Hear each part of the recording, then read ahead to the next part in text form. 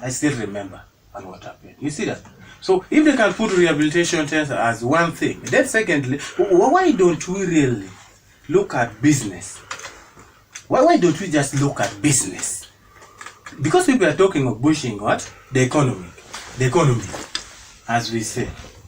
This livestock, we shall keep them. That's the truth. How is that one really contributing to the economy? By having it? And the question is everyone a farmer? Is everyone a farmer?